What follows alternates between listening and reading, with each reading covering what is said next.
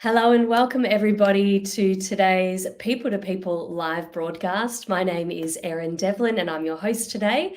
I'd like to firstly acknowledge the many lands that we come to you from today across our organisation, including the land of the Wurundjeri people where I'm coming to you from.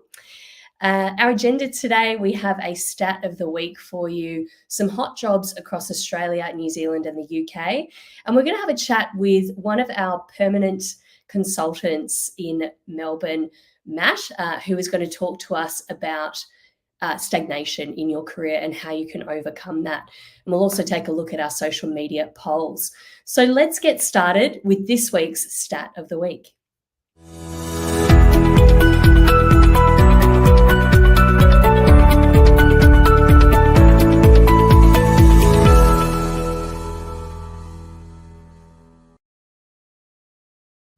This week, we're looking at job mobility, and what we're seeing with the trend is a little bit of a downward trend, which means that employees are moving less at the moment in the job market.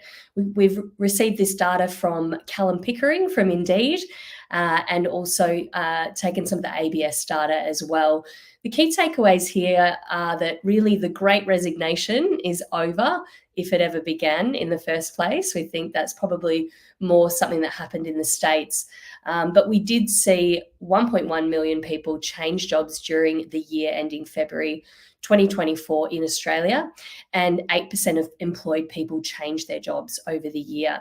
That compares to 9.6% last year. So we're seeing that job mobility return to pre-pandemic levels. Let's take a look at some of our job opportunities this week.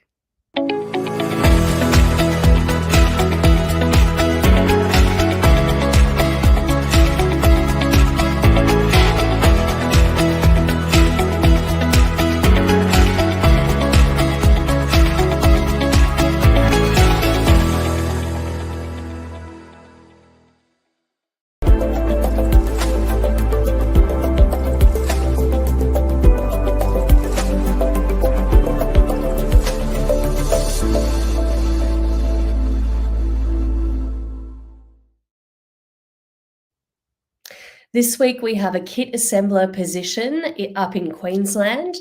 And for that position, you can contact, this is where I'll need to get my glasses on, you can contact Mel up in Queensland for that opportunity.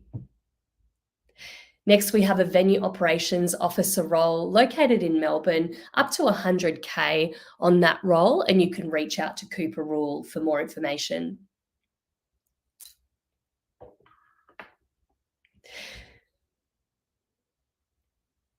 Let's have a look at some of our roles across the various regions for People to People. We've also got working holiday jobs, including an assistant finance manager position based in London. We have a contracts executive role also based in London, and in our Wellington branch, a financial analyst.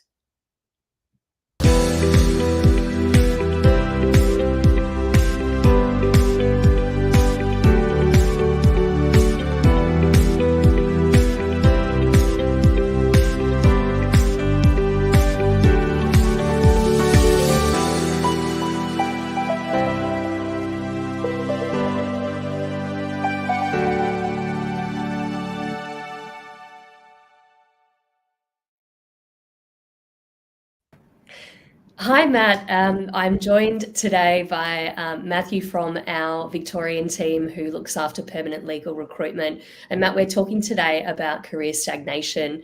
So firstly, I wanted to ask you, what is career stagnation and how can you really overcome it? Sure, and hi Erin, thank you. So career stagnation is often conflated with career burnout. However, they do need to be recognised as two very distinct occurrences. So whilst burnout can be addressed with reducing workload or perhaps some time away from work, stagnation involves, I'd say, more of a self-reflection and perhaps a change of career direction. So stagnation occurs when you feel like you're stuck in a rut. You cannot seem to progress in your career, and you may well feel unchallenged, bored and unfulfilled in your current role.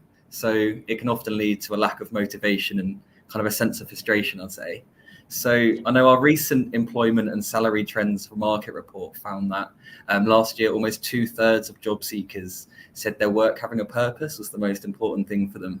Yes. However, whilst career stagnation doesn't mean the end of your career, it could just mean that you need to look at shaking up your situation.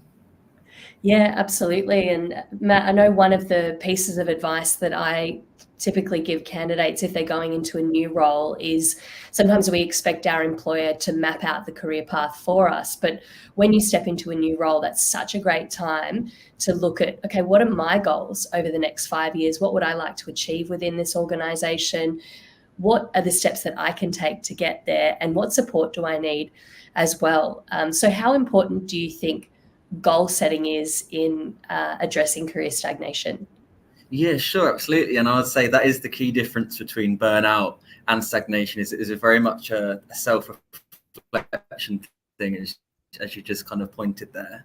So I always think, so first of all, it's always important to identify the root causes. So is it because of a lack of challenge, perhaps, lack of opportunities? Are you unhappy with perhaps individuals or the company culture where you are at the moment? Or are there even personal factors, in play? And as you referenced a moment ago, setting goals is very important. So, once you've identified the root cause and you're aware of the interest, it's important to set achievable goals. So, what do you want to establish in your career? Do you want to learn a new skill, perhaps move up the career ladder or transition into a new role or industry entirely? Yeah, absolutely. It's great to have that personal drive with it and really push it forward. And I think sometimes people hesitate to discuss their career plans with their manager, but if you loop them in, they can really help you to progress them further and support you with training and development as well. Fantastic. Sure. Any other points you wanted to add there, Matt, on career stagnation? Yeah, as you say, it's a very collaborative thing. So speaking to managers and leaders in your work, networking is very important. Even speaking to people in similar roles in other industries. It's about speaking to others and then reflecting inwardly. Yeah, beautiful. Thanks for the insights, Matt. And if you are a legal support candidate or client in Melbourne, please reach out to Matt. He's an excellent consultant in our Victorian team. He'll take care of you and really look after your career and look after your business. Thanks for joining, Matt. I'm going to move now to our media polls for this week.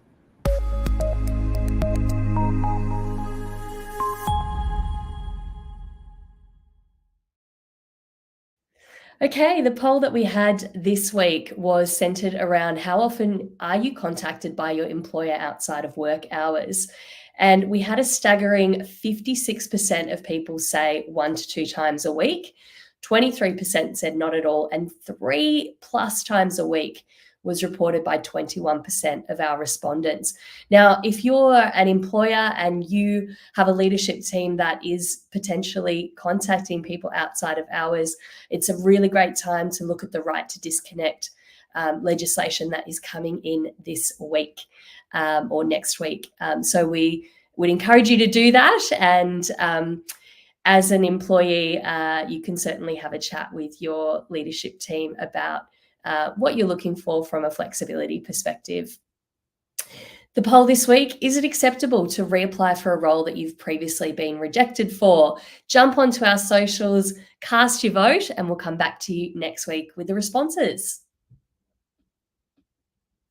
And that is it for this week. Thank you and have a wonderful weekend, everyone.